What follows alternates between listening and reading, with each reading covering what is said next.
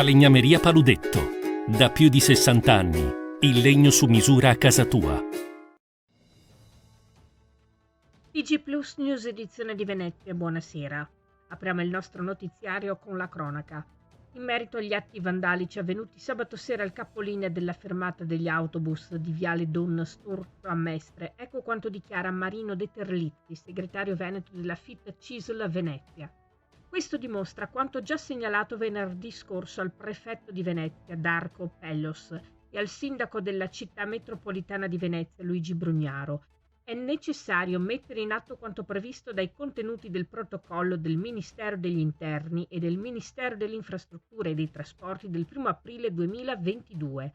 Auspichiamo pertanto si attivi il tavolo prefettizio con le forze dell'ordine, parti sociali, le aziende e gli enti locali competenti. Non solo. Serve intervenire subito. Abbiamo il dovere di farlo per tutelare i lavoratori e i passeggeri. Attendiamo una pronta convocazione per affrontare il problema in modo costruttivo. Cambiamo argomento.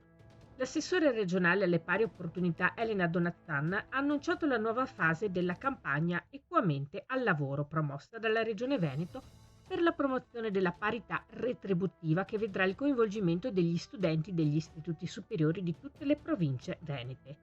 Saranno degli incontri esperienziali, con lo scopo cioè di far emergere lo stato di conoscenza degli studenti sul tema, ma soprattutto per far loro riflettere in modo non condizionato su luoghi comuni e su quel cambio di prospettiva necessario.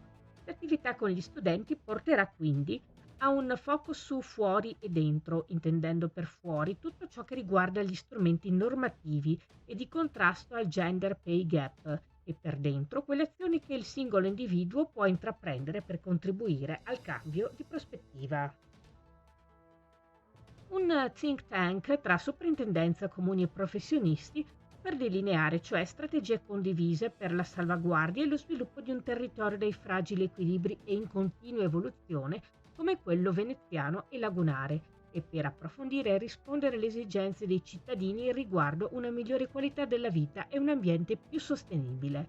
È partito da Jesolo il ciclo itinerante di 4 incontri sull'archeologia e i paesaggi contemporanei in trasformazione, normative, temi e problematiche emergenti nei territori di Venezia e della Gronda Lagunare, promosso da Soprintendenza Archeologia, Belle Arti e Paesaggio per il Comune di Venezia e Laguna assieme agli ordini e ai collegi delle professioni tecniche.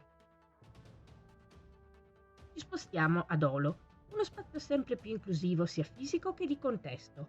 La biblioteca comunale di Dolo, appunto, amplia la sua vocazione di luogo votato alla partecipazione condivisa. Giovedì 7 marzo Villa Concina aggiunge un tassello al disegno di grande apertura verso linguaggi alternativi, grazie alla salda partnership costituita dall'assessorato alla cultura con l'associazione Famiglie e Abilità. Alle 16:45 la nuova sala al piano terra si aprirà alla prima lettura condivisa per bambini, a segnare simbolicamente la caduta di ogni barriera che si frappone tra il leggere insieme le persone con disabilità o fragilità linguistiche.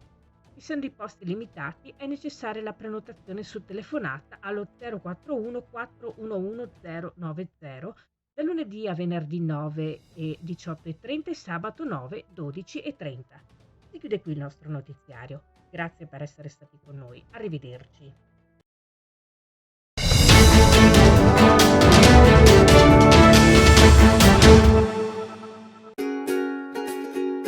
Falegnameria Paludetto. Da più di 60 anni. Il legno su misura a casa tua.